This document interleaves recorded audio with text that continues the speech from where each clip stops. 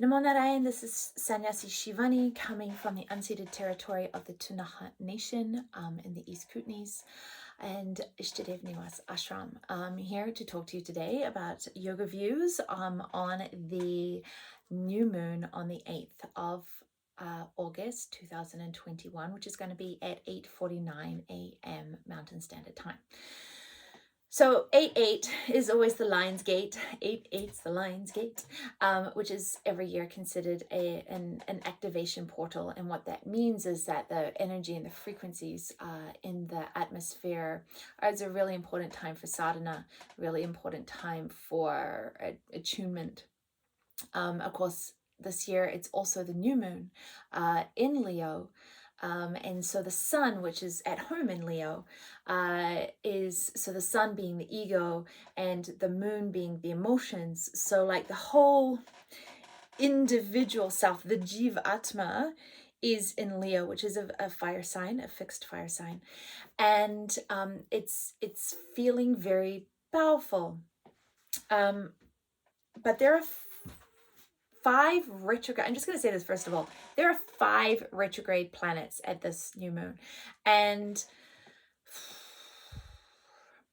what I feel and perceive that this is like, so Jupiter and Saturn are like 2 of the biggest planets in our solar system.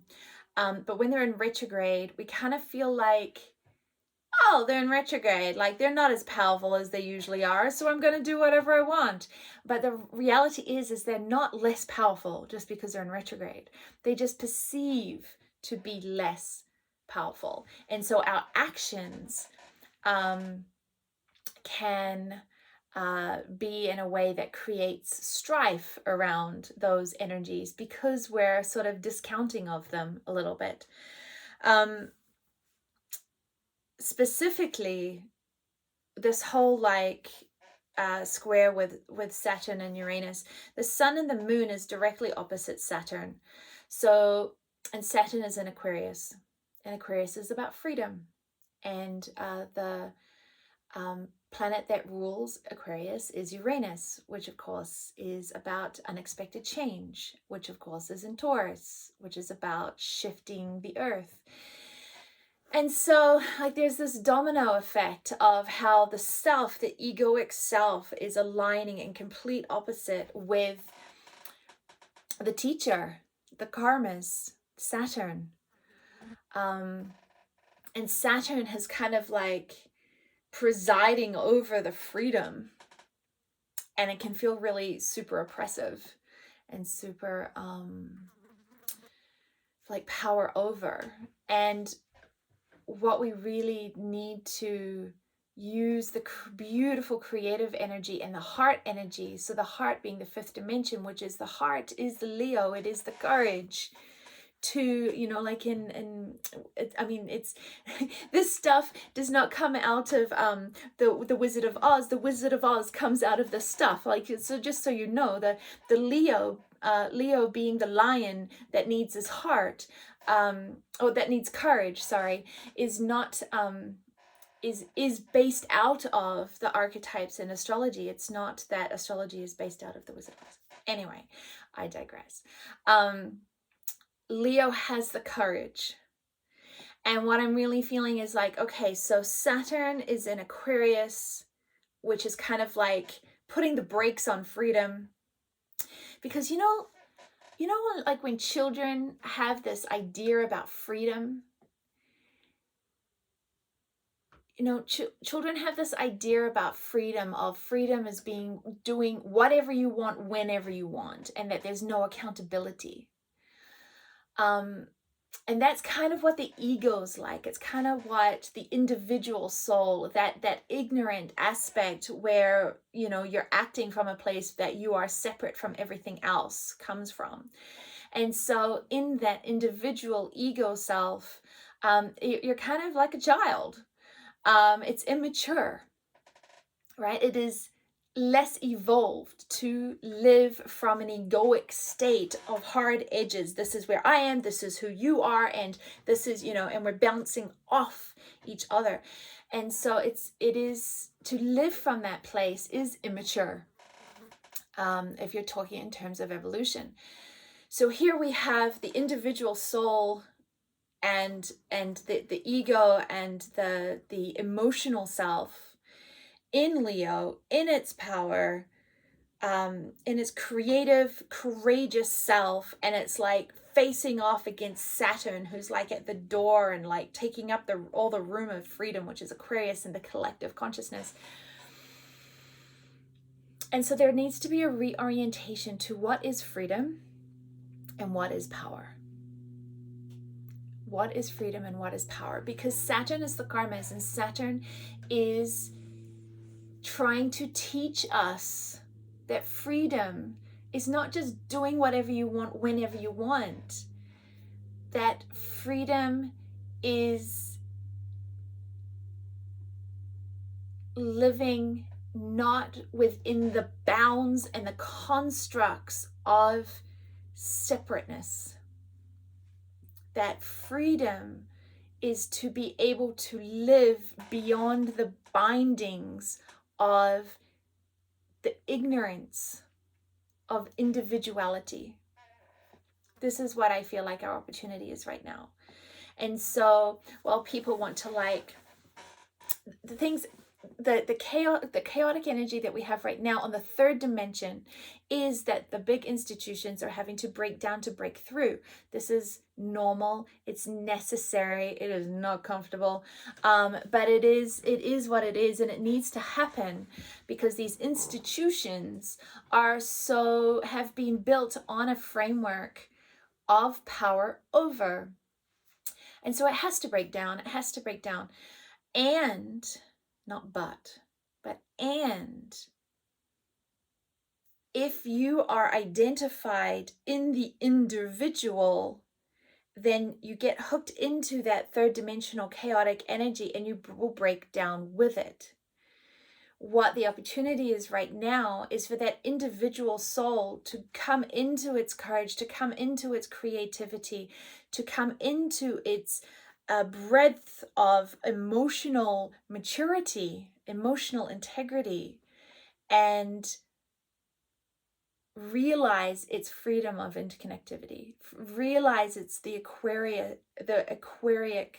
I don't even know if that's a word, the Aquarian, thank you, energy of the collective. So we're sitting an exam. Basically, August is an exam. It's a portal, it's an exam, and we need to graduate. We need to ace this test with Saturn, because then Saturn is squared with Uranus, and Uranus is explosive. So, like, I don't know, it was a long time ago, but when you used to sit for big exams in school and you used to sit there for 3 hours, and the pressure to have your ducks in a row, and the pressure to think on the fly, and the pressure to be creative, and the pressure that, you pass or you fail. I think that that's really what we're feeling right now. There's a lot of pressure. Saturn is really compressing what we're experiencing, because we need to shift our orientation and to soften. And to do that, we need to come into love. And right, Venus is the new moon is going to be in Virgo. So it's detailed beauty. The beauty in the details. And of course, Venus rules Taurus, and then Taurus has Uranus in it, and Uranus rules Aquarius, and that leads us back to Saturn again, which is what we're squaring off. So it's like love is the answer. Anytime you're feeling this pressure cooker, you individually are feeling this pressure cooker, we need to choose love. We need to soften into love and to embrace sudden changes, and to understand that sudden changes are necessary in the third dimension for us to liberate the energy that is binding us in that individual self, right? So Mars in this month, in August, Mars is also going to be moving into Virgo. So of course we've got Venus, and now we've got Mars in Virgo. And that is in really good configuration with Pluto, which is transformation. Now, Pluto is in Capricorn until 2024. Now, Capricorn is this bureaucratic, institutionalized regimes. This is kind of like where Capricorn sits. And so Pluto is about transforming them and breaking them down. We've been having this energy for quite a while, but it's going to be shifting in 2024. So basically there's a breaking down to break through of that energy, of the Capricorn energy, until 2024, which fun fact, 2024 is, because I believe, and please don't quote me, but I believe it's a 248-year cycle and of Pluto. And so the Pluto return in 2024 aligns with the creation of America, of the independence. And so you've got this breaking down to break through again. You know, like when you have your Saturn return, sort of like from 27 to 31, you know, it's usually in there. Your Saturn return, whatever lessons you didn't learn in your first 27 years of life, you get a really short, sharp opportunity to get your ducks in a row, sort of between 27 and 30. And this is called the Saturn return. It can often happen when there's a lot of change in a person's life. And it's a really fundamental change to sort of like reroute themselves into their soul's purpose again. So if you think of that as a Pluto return for an entire country like America, of death and transformation, so between now and 2024 is really our opportunity. It's really our time in the cocoon when we have got to get our ducks in a row. Because, and of course, then I think it's 2026 that Uranus comes out of Taurus and the new world is there. So this Mars and Venus being in Virgo, there's like a passionate a passionate love or a passionate action that is coming through, and being in good configuration with Pluto allows us to have ends and beginnings very quickly, right? Very quickly. But understand that love is the thread through everything. Love is beyond the harshness of the beginnings and the ends. Love, that Venus is there to sort of hold what the configuration of what Mars, which is quick action, and Pluto, which is death and transformation, is able to hold. So really allow love to be at every point. We've got to make an effort to blend the optimism with the pessimism, right? You've got this the optimism is, of course, Jupiter, and pessimism, of course, is Saturn. And because they're both in Aquarius right now, you really have to transcend. I think it's not just balance them, but we really have to transcend the Raga Deshwa between optimism and pessimism, and watch the bigger picture. Step back and stop going, oh, this is so bad, oh, this is so good, or we're moving towards this, or we're, this is breaking down. Yeah, yes, on a third dimension, it's important to understand that this is what's happening, but you are not a third dimensional being, so let's stop acting like it, and to really watch, because that really watching that space in that is going to help balance that pressure cooker energy, so that things don't explode. Now, as the moon goes around the cycle of the zodiac, around the 23rd, whatever happens on the 8th and the 9th, which is the new moon, right? The 8th is the new moon, and then on the 9th it's going to reach Mercury, which is also in Leo. whatever happens there is sort of going to come to a realization. So you have these points of action, and then as that energy of the moon activates with the sun, you have these moments of realizations, or these echoes. I've spoken about it before as it goes around. And the 23rd is when the moon is going to reach Neptune, which of course is what we believe. So there's a really good chance that what we were told on sort of the 8th, or what we were led to believe on the 8th and the 9th, what we were expecting, what we have believed might not actually be true, and what that is actually going to come to light. And there's a really good opportunity for disappointment. And when I look at that energy, I really keeps coming to mind about the north and south nodes of north node being in Gemini, which is what you want to move towards, which is clear, simple communication. And what you want to move away from is Sagittarius, which has complications. And so really understanding, if you are feeling disappointed, that it is part of the journey of letting go and liberating energy. What the ego gets disappointed about is really showing you where the energy has been held onto. And so to liberate that energy. And so, okay, feel the disappointment, but you know, that is part of life. And what you have believed might not actually be true. So keep that literally in mind. On the 29th of August, as the moon reaches Uranus,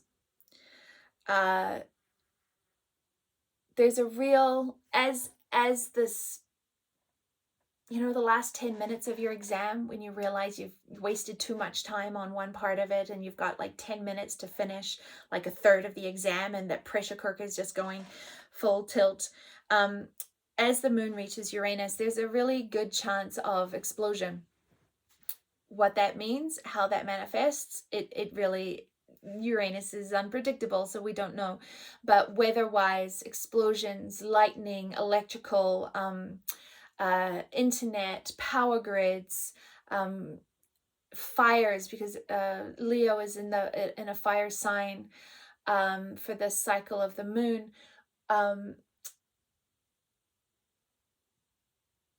Things, how they were and how they are going to be, can happen very drastically, whether it's in relationships or whatever. So be prepared around the 29th of August for sudden change, explosions, things, weather-wise or otherwise, changing drastically, and dance with it, and soften to it, and allow yourself to come inside and find that love and that expansiveness beyond the third dimensional shit show, if I'm going to be honest. Okay. But whatever's happening on the 8th and the 9th, if you're determined to understand it, then the realization around the 30th, when the moon comes to Lilith, is going to sort of come to the surface. So we've got this big explosion on the 29th, and then around the 30th, as the moon comes into Lilith, which is of course what has been hidden from us, is revealed. And so we're going to get a glimpse of what that is, or what we need to understand better around the 8th and the 9th. So again, this echo is around what we don't understand. If we can connect to, hey, I don't understand that, I'm going to make it an intention to learn about that. I really want to understand, why does that person behave like that? What is this about? Why, you know, and get creative with that Leo energy to learn. I'm such a Gemini, right? To understand everything. We will have a chance to understand it by the 30th. So just allow that echo, sort of, you know, as Rilke says, you must, who you are in this moment cannot handle the answer You must learn to live the question. You must learn to live your way into the answer, because who you will be once you receive the answer, once you understand the answer, is not who you are when you have posed the question. So there's August, Leo, fixed fire sign with the square of Saturn and Uranus. Lots of pressure. Can be quite jarring, quite shocking, on the third dimension especially. Really keep coming back to the heart. I mean, that's what the whole purpose of this is right now, and is to allow all of that individuality, that hard-edged, detached energy of, well, that's not my problem. That's not my problem. Even if there is not anything directly in this moment that you can do to change that problem for that person, that's not my problem, is the essence of ignorance, because there is no other. And so instead of saying, well, that's not my problem, and being detached to it, which is this, the shadow of the Aquarian energy, to soften and say, I don't have the answers right now. I don't know what right action is right now. I don't know if there is anything that I can do right now to affect that person. But in the softening of your heart to that reality, that is what you can do. That, you know. And as Pam Gregory so beautifully was talking about in her video about this new moon, the collective heart field, the heart science, has shown that when a group of people can collectively attune their hearts to an expansive frequency, it literally changes realities. And you see that in, like from the 80s with like World Aid. So called World Aid? Band-Aid or whatever it was called. You could see that using TV, they used it to collectively shift the hearts, like all those telethons we had when I was a kid. Oh my God, I'm showing my age. That was using the collective heart to change realities. And we need to do that now, but it's not just on a third dimensional level. It's not just on that. It's on a galactic level that we need to be doing it. And so that comes not more from somebody else telling you what to soften your heart to, but using your own heart intelligence to feel every moment of every day, every interaction with every person, that softening of your heart. And so that softening of that heart becomes unconditional. Not conditional just to suffering of others, but it is including softening your heart to the softening your heart to the suffering of others. But that every moment, softening the heart to every interaction, to every person, to every reality, to everything, and allowing that heart field to not hold you separate from it anymore. Even if you can't directly change it, that changing your heart frequency to that, because it's come into your field of mind, because it's come into your field of awareness, because of that, you are making a frequency shift in the collective towards that. And that has energy and it has power, and that's where our freedom is not in the third dimension constructs of doing what we want or being anywhere we want or any that kind of freedom. The freedom that our souls inhabit on a fifth dimensional level and a galactic level and beyond is the freedom to, in this moment, soften my heart to this moment, to this reality, to this information, to this thought, to this everything, is to soften my heart, to expand my energy body to it, to live from a place of expansion. there are many people, Nelson Mandela being one of the first one that comes to mind, that have written about the freedom that they have found from being incarcerated in jail. That's where they learned what freedom was. Freedom is in here and in here. And also jail and hell is in here and in here. It's not about the physical. That is just one very small aspect of reality. So this is the frequency of the heart field. This is the courage of the individual soul, is not to fight, but to find the freedom beyond the perceived and ignorant safety of who you are. And from that place, you shine. And from that place, your presence itself becomes something to attune to calibrate to entrain to. And that's how we can then speak up from that expansive place to the bureaucracies, to the powers over, but from this integrative, non-identified, not fearful place of that behavior is no longer needed. Those actions are not what we're about. This oppressiveness is not gonna fly. And collectively and with love, I stand here in that. And that creates the transformation.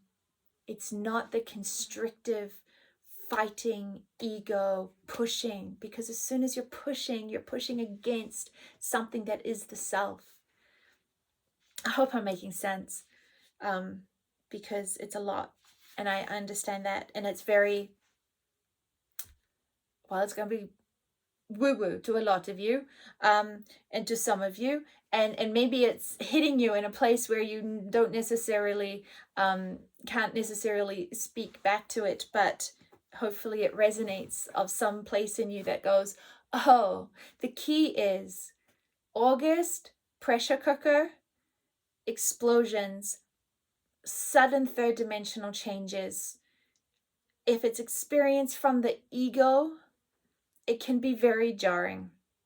If you can experience it from love, it would just look very necessary for the opportunity to liberate energy. So, we are in this together because there is no other.